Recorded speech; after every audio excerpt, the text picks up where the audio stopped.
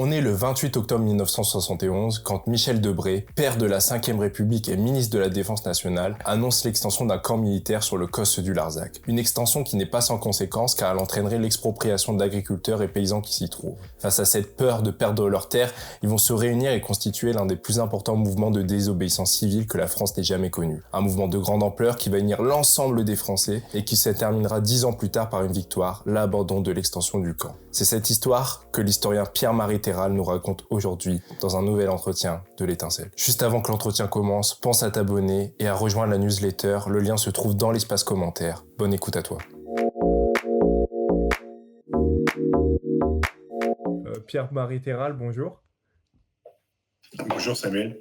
Je suis très content de vous recevoir pour un bouquin que vous avez sorti récemment aux éditions d'Argo, Larzac, Histoire d'une résistance paysanne, avec Verdier en dessinateur, il me semble. Oui. C'est un ouvrage super intéressant parce qu'il revient sur une lutte qui a duré 10 ans, sur laquelle on va revenir, une lutte qui a inspiré énormément d'altermondialistes, mais aussi beaucoup de mouvements de désobéissance civile. Tout d'abord, pour expliquer un peu aux personnes qui ne connaissent pas forcément cette lutte, qui a commencé notamment par par la volonté du gouvernement Debré d'extendre un campement militaire. Est-ce que vous pouvez revenir sur le contexte justement, donner un peu plus de détails sur comment démarre cette lutte du Larzac? Oui, alors on est sur le plateau du Larzac qui est partagé entre le sud de l'Aveyron et le nord de l'Hérault. Là, ça se situe dans le sud de l'Aveyron. On a une région où beaucoup de jeunes gens n'ont pas repris les fermes de leurs parents. On est en plein exode rural. Et ce début de 1971, alors que le sud d'Aveyron, autour de la ville de Millau, où il y a aujourd'hui depuis quelques années le viaduc, mais à cette époque-là qui n'existait pas. La région est en crise. Cette région vivait du gant, de la peau, notamment de la peau des brebis qui vont paître sur le cos et qui produisent les brebis qui produisent le fromage, le lait pour le fromage de Roquefort. Donc ça, c'était les piliers de l'économie. Cette économie décline et l'idée du gouvernement, c'est d'étendre un camp militaire qui existe là depuis 1903, mais de le faire passer de 3 000 à 17 000 hectares. Sauf que sur les 14 000 hectares qui sont convoités, il y a déjà une centaine de familles de paysans. Alors, ce sont des paysans aveyronnais, conservateurs, croyants, qui vont pas faire beaucoup de bruit, qui vont se laisser gentiment exproprier et déplacer quelques dizaines de kilomètres plus loin, mais c'est pas du tout ce qui va se passer. Alors peut-être que mai 68 est passé par là, même s'il n'a pas beaucoup touché les paysans du Larzac. On est aussi dans une région de contestation occitane où le slogan « Vivre et travailler au pays » s'exprime. Et cette extension qui semble une simple formalité, finalement ne tenant pas compte des réalités locales. L'expression à l'époque de grands projets inutiles n'existe pas du tout, ce serait un anachronisme. Mais en tout cas, c'est ce qui va être dénoncé, c'est dire laissez-nous nos terres. Et donc, c'est une levée de fourche non violente qui va s'organiser là où on ne l'attend pas du tout. En plus, ça a impacté, il me semble, ce que vous disiez à la fin du livre, une douzaine de communes. Donc ça touchait énormément d'hectares et de paysans et énormément de communes à ce moment-là aussi. Exactement, ça touche beaucoup de communes et les paysans qui sont concernés se comptent à peu près à une centaine. Et parmi eux, il y a quelques installés de fraîche date, dont Guy Tarlier qui a été militaire, qui a eu une plantation en Afrique, donc il n'y a pas vraiment le profil du révolutionnaire. On a d'autres agriculteurs un peu qui font partie des réseaux de notabilité, qui vont prendre les devants et qui vont essayer d'organiser les troupes avec au départ des arguments plutôt sur les quintaux, sur des profits ou en tout cas les rendements. Et ça, c'est pour convaincre les autorités. Et puis, ce qu'on verra, c'est qu'en cours de mouvement, en cours de lutte, ces arguments en termes de rendement eh bien, vont faire place à des arguments beaucoup plus liés à l'environnement. Et ça, c'est une mutation de l'époque où l'écologie devient une valeur refuge quand les idées révolutionnaires, les idées d'extrême gauche, à la fin des années 1970, ont semblé faire leur temps. Ouais, c'est fou parce qu'il y a René Dumont qui commence à venir et il y a même toutes sortes de gauches, parce que François Mitterrand qui est plutôt d'une gauche notable, René Dumont qui, à ce moment-là, le mouvement écologiste était encore à ses débuts. intervient. Il y a énormément de mouvements qui interviennent et même à la fin de la bande dessinée, on voit même que le mouvement féministe aussi, rejoint le Larzac. Justement, c'est ce qui fait la spécificité de la lutte du Larzac aussi ça.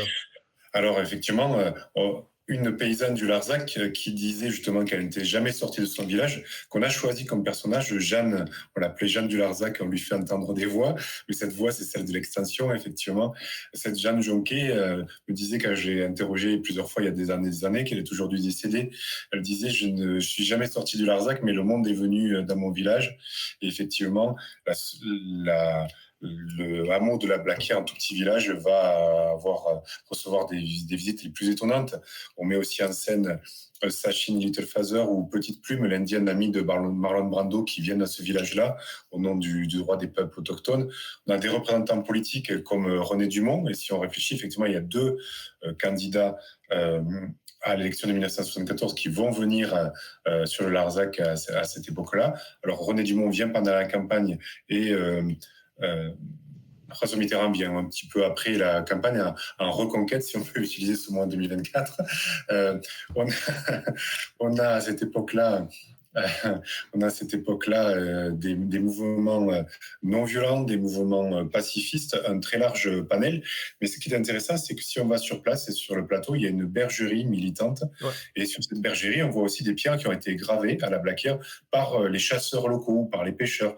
Donc ce mouvement, il est bien plus large que ce qu'on entend. C'est un mouvement politique, mais c'est aussi un mouvement où on a d'autres, entre guillemets, utilisateurs de la nature. Et si on allait, par exemple, il y a quelques années, à Roibon, où une ZAD s'était installée contre un Center Park, c'est bien Center Park, et bien les pêcheurs locaux qui dénonçaient le fait que la serre tropicale, la piscine tropicale projette une eau trop chaude pour les poissons, était aussi une partie importante du mouvement, même si on ne retenait que les zadistes, qui avaient un rôle important d'occupation des sols. Et sur le Larzac, il y a effectivement les agriculteurs, les nouveaux venus qui vont s'installer, mais on a aussi toute une série d'associations locales qui font partie du mouvement et des relais nationaux, effectivement, surtout ancrés à gauche et à l'extrême gauche. Mais comment justement elle va s'organiser cette lutte? Parce qu'on voit que progressivement, il y a d'abord les étudiants, parce qu'il me semble qu'il y a aussi l'établi, par exemple, de Robert Linhart, où Bien des sûr. étudiants vont s'infiltrer dans des usines, et là on retrouve la même chose dans le Larzac, et progressivement ça va toucher de plus en plus de monde. En fait, qu'est-ce qui explique que toutes ces personnes, toutes différentes, les unes des autres, même des personnes venues de l'étranger, arrivent dans ces territoires qui peut sembler complètement... Enfin, que plein de personnes ne connaissent même pas forcément en France. Qu'est-ce qui va faire que toutes ces personnes-là vont être touchées? Effectivement, en 1971, on ne connaît pas le Larzac, et dans les premiers reportages télévisés, on dit souvent Larzac d'Ordogne, parce qu'il y a une commune qui porte ce nom et ce n'est pas situé géographiquement correctement en Aveyron.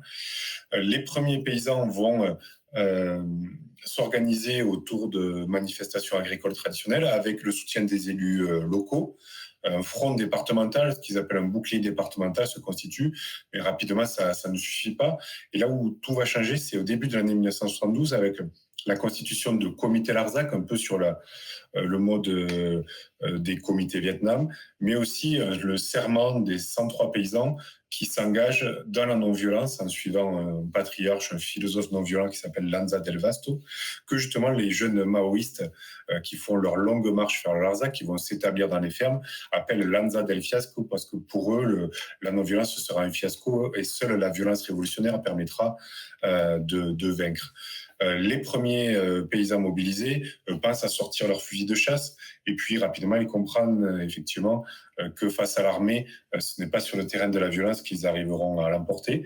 Donc en choisissant le mode d'action non violent, ils arrivent à la fois à canaliser ceux qui arrivent grenade à la ceinture. Ça on l'a pas inventé, ça s'est vraiment passé, des jeunes maoïstes qui arrivent, on les a mis en scène dans la BD, dans l'église d'un couvent qui est mise à disposition du mouvement, et ces jeunes maoïstes qui vont horrifier les religieuses en criant le pouvoir est au bout du fusil. Tout ça, ça s'est vraiment passé à Millau. Donc ça montre que plusieurs mondes différents se rencontrent, mais les agriculteurs arrivent à garder le contrôle.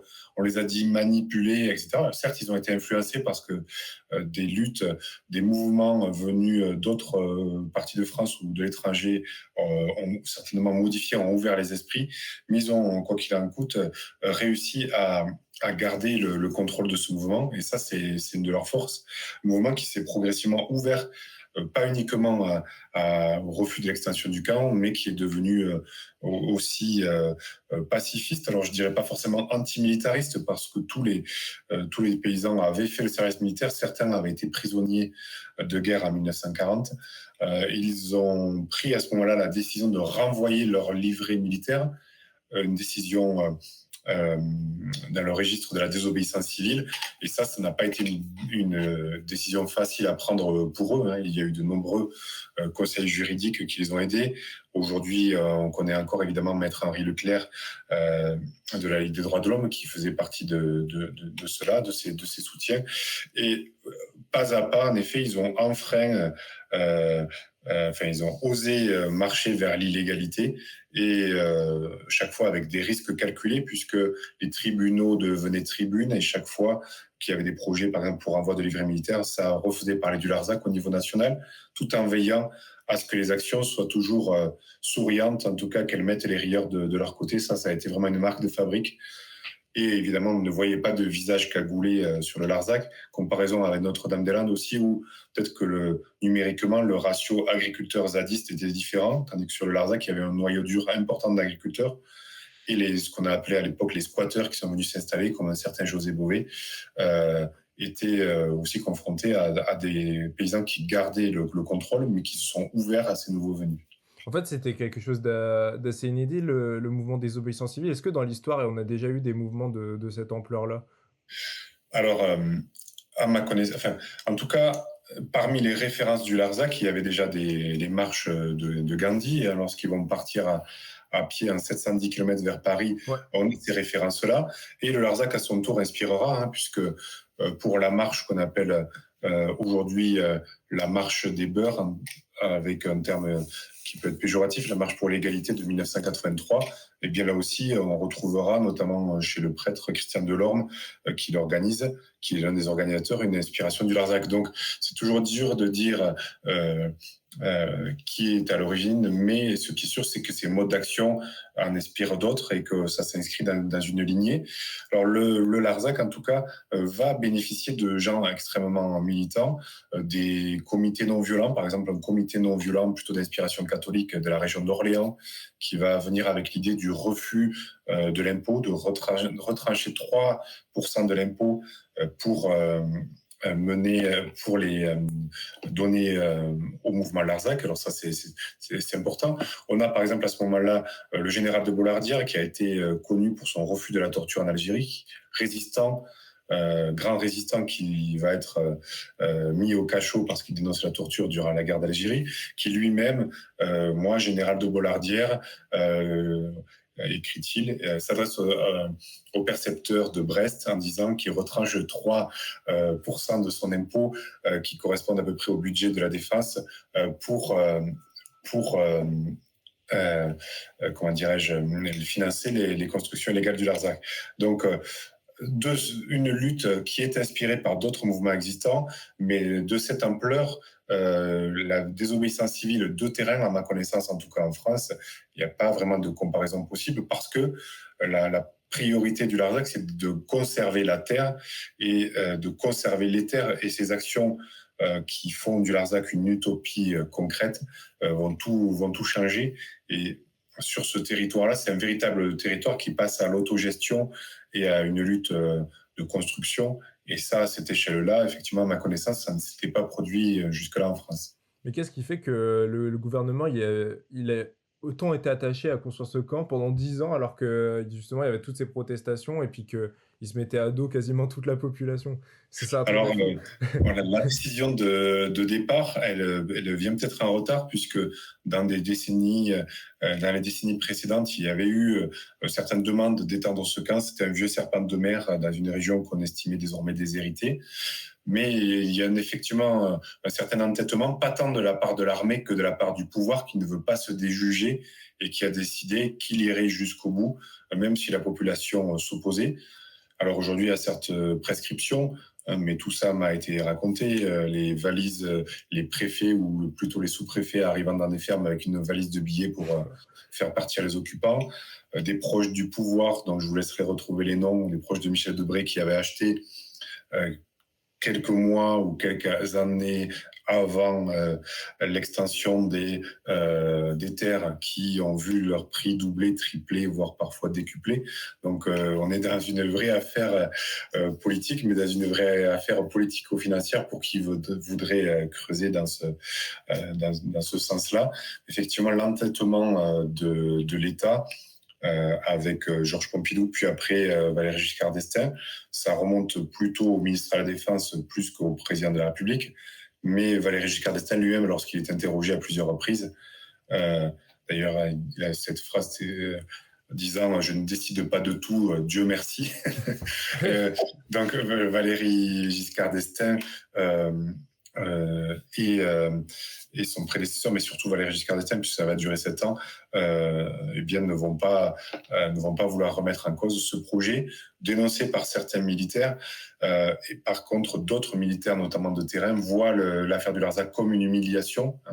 Je cite un légionnaire un ancien légionnaire que j'avais enregistré, un ancien légionnaire qui avait fini ses jours sur le Larzac, qui avait été lui-même combattant en Algérie, qui me disait on avait pris un coup de pied au cul en Algérie et là on en prenait un deuxième avec ces bouseux du Larzac. C'est ces mots, hein. C'est-à-dire c'était une humiliation pour une armée coloniale qui d'ailleurs, sur le plateau du Larzac, lorsqu'elle va occuper des fermes afin d'éviter que les paysans ne les occupent eux-mêmes, va grillager, va hérisser des mâts avec des drapeaux, des miradors dans le plus pur style colonial.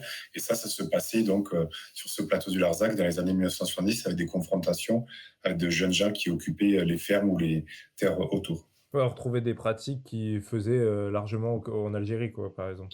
Tout à fait.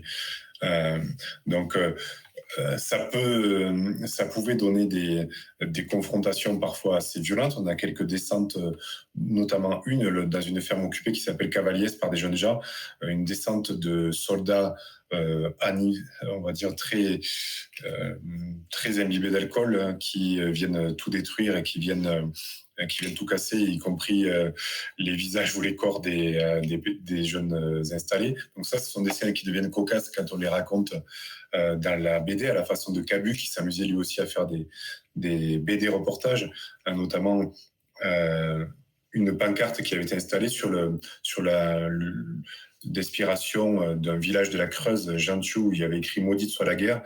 Des paysans avaient eu le malheur sur leur terrain privé de mettre cette pancarte dans un arbre.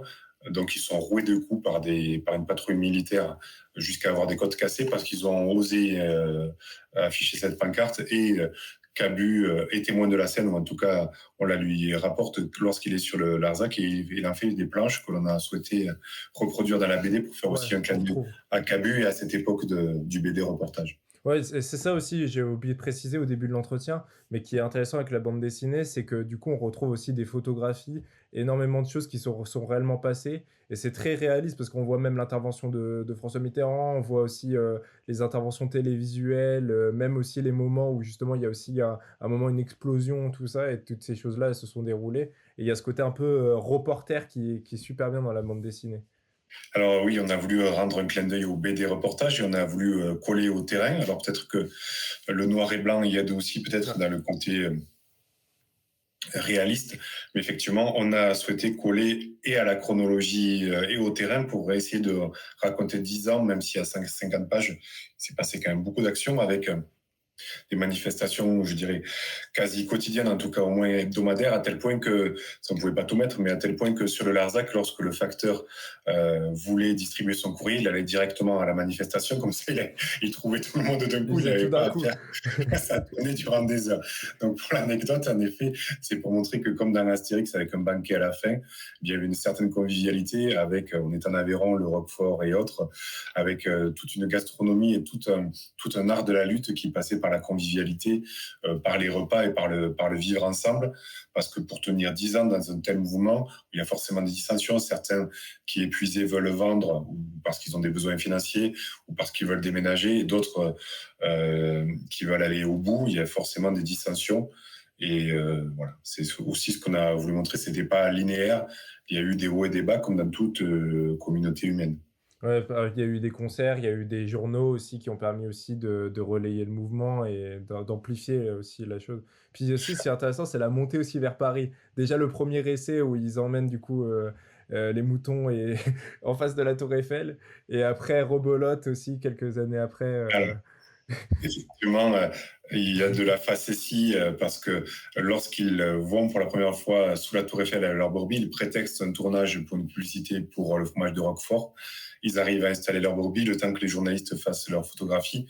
Et là, ils commencent en effet à mettre les rieurs de leur côté. Ça, c'est l'aspect, on va dire, paisible, pacifiste. La brebis, l'autre symbole qu'ils utilisent, le symbole de modernité, c'est le tracteur. Et la deuxième fois qu'ils montent à Paris, c'est un tracteur, même si le pouvoir les bloque. Ils arrivent à destination en rencontrant à ce moment-là Bernard Lambert, paysan, syndicaliste paysan alternatif. Et la troisième fois qu'ils vont à Paris, c'est effectivement à pied, où là, pas à pas, le Larzac écrit sa légende avec quelque chose qui ressemble à un baroud d'honneur, même s'ils vont encore aller une fois à Paris en s'installant, en créant un village Larzac sous la Tour Eiffel.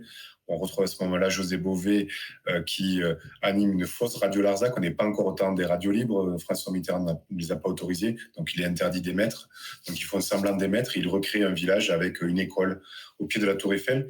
Et pour rajouter un peu à tout cela, on n'oublie pas que toutes les grandes actions Larzac, à part les rassemblements d'été, ont lieu l'hiver, là où il y a plus de temps sur les exploitations pour les éleveurs ovins.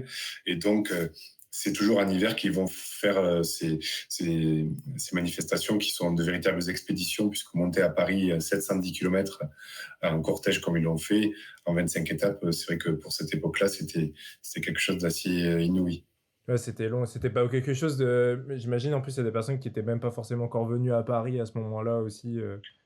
Alors, il y a des jeunes gens, par exemple, qui ont dit que la marche allait constituer leur voyage de noces. Il y a eu toute une série d'anecdotes là-dessus. Et pour certains, c'était en effet la première fois qu'ils allaient à Paris. On n'oublie pas que le département de l'Aveyron était assez fermé. Hein. Moi-même, si je faisais état de ma vie personnelle, l'une de mes grand-mères qui vivait à la ferme eh bien, est décédée dans les années 1990 sans jamais être allée à Paris. Hein. Elle avait dû aller tout au plus à Lourdes, qui ça devait être peut-être sa destination la plus lointaine, et quelquefois à Toulouse ou à Montpellier pour l'hôpital. Donc il faut aussi resituer cette France d'en bas, cette France paysanne agricole qui n'avait pas de moyens de mobilité ou qui était ancrée dans la terre et dans le travail. Le Larzac, c'était ça au départ, c'était des gens très, très conservateurs, très croyants, qui en 1968, pour beaucoup, applaudissent lorsqu'ils voient les CRS jouer de la matraque sur ce qu'ils appellent les bourgeois, c'est-à-dire les étudiants à Paris qui feraient mieux d'étudier plutôt que de manifester. Donc c'est comme ça qu'ils voient la France. Et ironie du sort, 3 ans après, eh bien, C'est ces étudiants qui viennent les aider. voilà, ce sont ces mêmes jeunes gens qui viennent les aider, avec parfois des cheveux plus longs que la moyenne, avec parfois des tenues trop courtes selon eux également, voire parfois même des seins nus. Donc il faut bien voir deux mondes qui se rencontrent, qui n'auraient jamais dû se rencontrer et qui vont tant bien que mal s'apprivoiser. Et c'est aussi cette rencontre qu'on a voulu mettre en scène en mettant dès le début, en racontant dès le début l'arrivée de deux jeunes parisiennes dans une de chevaux dans ce village de la Baquière. Alors cette scène s'est produite des dizaines de fois, mais on a eu ce recours à la fiction parce qu'il était vraiment ancré dans une réalité qui a été celle du Larzac. Ouais, on sent que tout est fouillé, et puis surtout, on sent que c'est proche de la réalité. Il y a, vers la fin de la lutte du Larzac, parce que François Mitterrand, du coup, fait cette promesse-là, qu'est-ce qui fait que François Mitterrand, il soit autant touché par cette lutte du Larzac, alors qu'on aurait pu très bien se dire que il semblait loin, il me semble qu'il est né en plus à Paris lui-même, Alors, pourquoi il tient cette promesse autant? Alors, il y a quelques années, en 2021, j'ai consacré un ouvrage à François Mitterrand, justement, où je racontais qui a été préfacé par François Hollande, où je racontais la vie de François Mitterrand, son histoire par la géographie, par les lieux. Donc c'est un Charentais au départ, il est né à Jarnac et il va toujours quand même s'intéresser aux lieux. Et il y a quelque chose d'assez intéressant, c'est que quelques mois avant le rassemblement de Larzac, où il va être chahuté en venant par surprise, il écrit dans La Paille et le Grain des lignes magnifiques sur le lieu où précisément il va se rendre quelques mois après et être pris à partie. Donc ça, c'était dans La Paille et le Grain, il raconte, il parlera à plusieurs reprises du Larzac comme cette terre si près du ciel. Donc il y a une chose, à François Mitterrand, il y a aussi le côté, l'attachement au paysage, à la France immuable, figé, éternel, mais c'est évidemment avant tout un animal politique. Et lorsqu'il rencontre sur le Larzac ces dizaines de milliers de personnes, il sait très bien que c'est une gauche à laquelle il doit donner des gages. Et certainement qu'en 1981, ça ne fait pas partie de ses 110 propositions, comme on le croit parfois. Là, il y a peu de temps, José Bouvet m'a appelé pour vérifier, il m'a dit « Rappelle-moi, le Larzac, ça n'était pas dans les 110 propositions. Dans les 110 propositions de François Mitterrand, ça n'y était pas, mais par contre, il a fait cette promesse qui est à la fois un gage donné aux paysans, mais qui est aussi un gage donné à tous ceux qui soutenaient le mouvement. Et si on fait l'addition de ceux qui venaient au mouvement, de ceux qui ont acheté des mètres carrés puisqu'ils ont parcellisé les terres pour rendre l'expropriation difficile, et de ceux qui se sentaient solidaires du Larzac, tout comme il donne la victoire aux habitants de la Pointe du Raz, de Plogoff, contre une centrale nucléaire, ces deux victoires accordées à la gauche et à ce mouvement écologiste naissant sont-elles une compensation pour la validation du programme nucléaire? Ça, c'est dur de le dire, mais en tout cas, ces deux promesses-là, Plogoff et le Larzac, sont actées par François Mitterrand. Et si on retrouve des archives, notamment des archives privées, Gérard Deruy, qui devient en 1983 maire de Millau, qui à ce moment-là est conseiller général de gauche, écrit personnellement à François Mitterrand, parce que Charles Hernu, qui devient ministre de la Défense en 1981, personnage assez trouble, on l'a découvert depuis, impliqué dans l'affaire du Rainbow Warrior et autres, eh bien, essaie de manœuvrer justement pour qu'une extension ait lieu, même dans des proportions plus réduites. Donc c'est vraiment l'arbitrage du président de la République qui fait foi en 1981. En fait, c'était vraiment par amour de la terre aussi qui, je pense, il a dû Alors faire. certainement, et puis le sens de la parole donnée Ah, et le sens du symbole qui manque parfois à certains présidents de la République. Bien, François Mitterrand, lui, en était doté. Il savait que la gauche lui reconnaîtrait certainement cet acte-là. Donc, il n'a pas dévié. Et ce qui est aussi intéressant, c'est que chez un personnage aussi compliqué que Mitterrand, il y a un aspect quelque part affectif, puisqu'il demandait toujours des nouvelles de celui qu'il appelait le géant du Larzac, c'est-à-dire Guy Tarlier, qu'il avait un peu sorti des griffes des agitateurs qui s'en prenaient à lui en 1974. Ouais, qui lui balançait Voilà, c'est ça. des canettes et tout. C'est ça. Et en 1987, il revient en visite privée alors qu'il vient inaugurer l'hôpital de Millau. Il vient en visite privée chez Guy Tarlier sur le Larzac, se posant en hélicoptère. Il pose le pied sur le sol du Larzac et le premier mot qu'il dit d'un air malicieux aux paysans, quand même, vous avouerez que c'était une terre particulièrement propice pour les chars. Donc voilà, ce sens de la plaisanterie, ce sens de la provocation. Et à une autre reprise, lorsque les paysans, lorsque sur le Larzac, ils voient une pancarte, nous avons gagné parce que nous étions les plus faibles, François Mitterrand se sent obligé d'ajouter, et aussi parce que j'ai été élu. Donc il y a toujours cet aspect-là du politique, du président, et à la fois cet attachement à ces paysages qu'il parcourt. Et là, sans rentrer dans la rubrique People, Paris Match ou Gala, on sait aussi que la deuxième femme de sa vie, Anne Pinjot, avait des attaches entre le sud du Larzac et les Cévennes, et que c'est une région qu'il a arpentée pas mal aussi pour ces grands espaces. Il y a dans le Larzac, parce que, et ce qui est dit aussi dans la fin du bouquin, c'est aussi tout ce qui arrive après la fin. Parce qu'en fait, en réalité, après que François Mitterrand décide d'arrêter, de ne pas poursuivre cette idée d'extension militaire, il y a quand même une volonté aussi de construire une nouvelle façon de faire de l'agriculture. Tout à l'heure, on parlait notamment de l'agriculture qui se développe après la Seconde Guerre mondiale, qui est une agriculture ultra productive. On y est encore aujourd'hui, ça pose des problèmes, notamment même pour les agriculteurs. Qu'est-ce qui reste aujourd'hui du Larzac là-bas? Et justement, il me semble, il y a je l'ai noté quelque part, la société civile des terres du Larzac. À quoi sert cette Exactement. société et quel est l'objectif aujourd'hui du Larzac? La lutte continue-t-elle sous d'autres Ça, formes? voilà, ça, vous avez raison, c'est le socle vraiment de ce qu'on appellerait peut-être l'esprit Larzac, puisqu'en 1981, François Mitterrand, dans ses 110 propositions, a par contre imposé l'idée de créer des offices fonciers où la terre appartiendrait à l'État et permettrait d'installer des agriculteurs qui ne seraient pas propriétaires.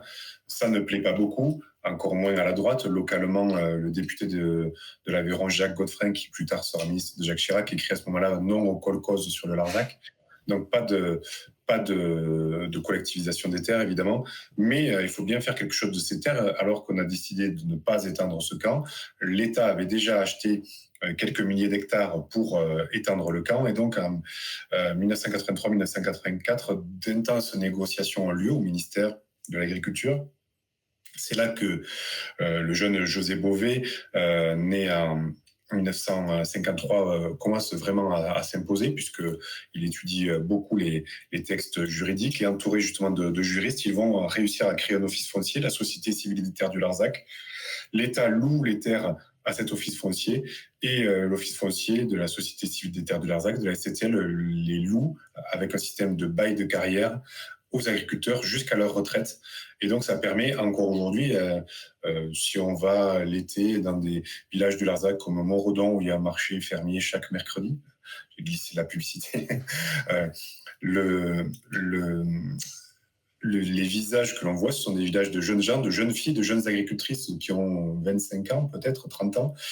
Et aujourd'hui, le nombre d'agriculteurs sur le périmètre concerné par l'extension et d'agricultrices est plus important qu'en 1971, parce que cet office foncier de la Société civile des terres du Larzac, ça permet de devenir agriculteur et agricultrice sans payer le prix du foncier, en étant locataire, avec une contrepartie qu'il faut accepter, c'est que lorsqu'on arrivera à la retraite, à l'âge de la retraite, il faudra remettre cette ferme et ces bâtiments d'habitation à quelqu'un d'autre qui ne sera pas forcément de sa famille, mais qui aura été choisi par la SCTL.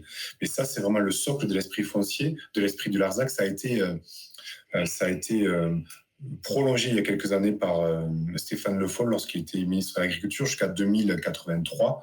Donc il y a encore quelques années, quelques décennies pour que cela puisse se prolonger. Alors c'est un modèle assez rare, assez unique, et ça a permis aussi plus facilement de développer d'autres formes d'agriculture peut-être, parce que si le Larzac n'a pas été forcément un pionnier du bio, parce que les paysans avaient tout simplement autre chose à faire en gérant les manifestations de leur ferme, dans les années 1980-1990, ils ont été très investis, notamment les nouveaux venus, dans la création de la Confédération paysanne en 1987 et dans d'autres formes aussi de conception de l'agriculture en lien avec le consommateur pour mener des combats communs en sortant du corporatisme.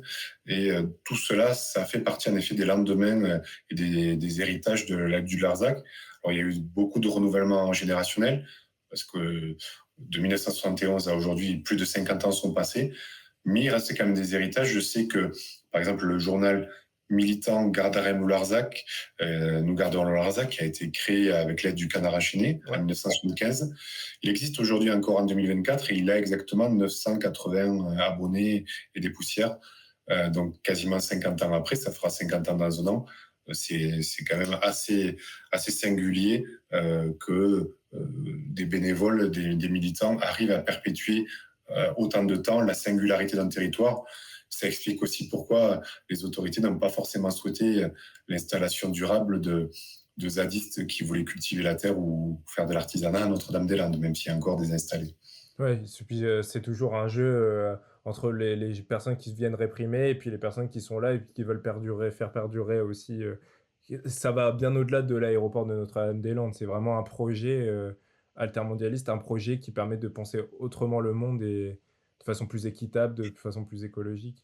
C'est cultiver la terre et habiter la terre autrement, effectivement, avec des gens qui, dès la décennie 1970, par nécessité, ont pris l'habitude d'être acteurs de l'aménagement de leur territoire, puisqu'on les privait de permis de construire, on les privait de travaux, ils ont construit eux-mêmes.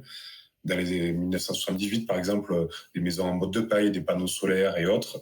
et cette idée d'être acteur à part entière du territoire. On appelait jusqu'à l'Élysée de François Mitterrand, Guy Tarlier à l'époque, le préfet du Larzac, parce qu'ils avaient un véritable rôle dans l'aménagement, que ce soit aujourd'hui dans le fait d'éviter l'envahissement, la fermeture des milieux par des pins qui vont être broyés en bois plaquettes, qui vont servir à chauffer des habitations, que ce soit en développant une coopérative d'électricité solaire et autres. Les habitants sont, quand je dis les habitants, c'est un grand mot, une grande partie de ces habitants-là, issus de cette lutte d'une façon ou d'une autre, sont acteurs de leur vie individuelle et collective et de leur territoire. Donc ça, s'il y a un héritage du Larzac, le premier, c'est certainement de montrer qu'une lutte populaire peut l'emporter avec un large soutien de l'opinion publique. Et le deuxième, ou le second, c'est que cela peut continuer 50 ans après, et que cette terre ne ressemble pas du tout à ce qu'elle aurait dû être s'il y avait eu l'extension du camp militaire.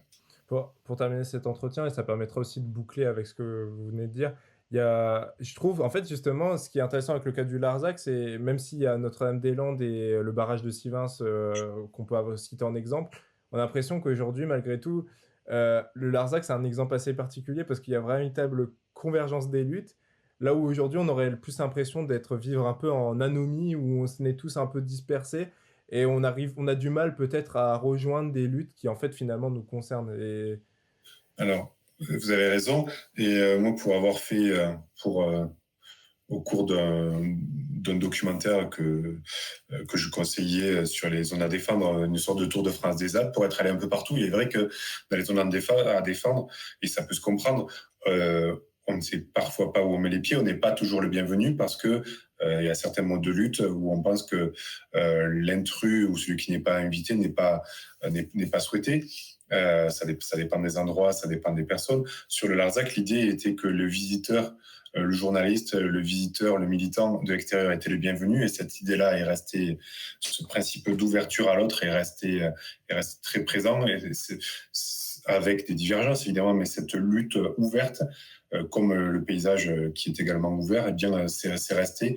Et cette façon de lutter ensemble à visage découvert, en faisant une grande part à la convivialité à la fête, tout en étant de véritables militants et en allant jusqu'au bout, c'est aussi un peu ça qui a marqué l'image du Larzac et qui en fait quelque chose d'assez extraordinaire avec comme on le voit aussi sous les traits de Sébastien Verdier, le paysage qui est vraiment un des personnages principaux, parce que contrairement par exemple à leurs amis de l'IP, les ouvriers horlogers de Besançon qui sont expulsés de leur usine, eh bien les militants à Besançon, voilà, les militants du Larzac, eh bien gardent le contrôle du territoire, et donc les militants qui sont en quête de concret, d'une utopie concrète, vont venir sur le Larzac, ils vont pouvoir mettre la main à la pâte, ils vont pouvoir philosopher, débattre de politique, mais ils vont aussi pouvoir construire des bâtiments, construire des murs, construire des chemins.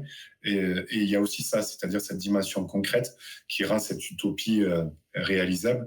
C'est aussi peut-être cela la singularité du Larzac. Ouais, une utopie concrète, comme vous disiez dans le bouquin. Bah, merci beaucoup Pierre-Marie Terral, j'invite vraiment tous les auditeurs à lire la bande dessinée, qui est non seulement très bien dessinée, très bien écrite, super bien construite, et avec énormément d'archives quasiment historiques. Et c'était super intéressant d'enregistrer cet entretien. Dès que j'ai vu l'ouvrage, je me suis dit qu'il fallait que je fasse un entretien sur ce sujet. Écoutez, merci Samuel de votre invitation. Et puis, c'est vraiment un honneur pour nous que des médias, de jeunes médias animés par de jeunes animateurs, bien s'intéressent à cette lutte passée. Et cette BD permettra peut-être de prolonger un peu l'héritage de ces combats d'une autre époque, mais qui reste quand même assez actuel. Oui, merci en tout cas. Merci beaucoup.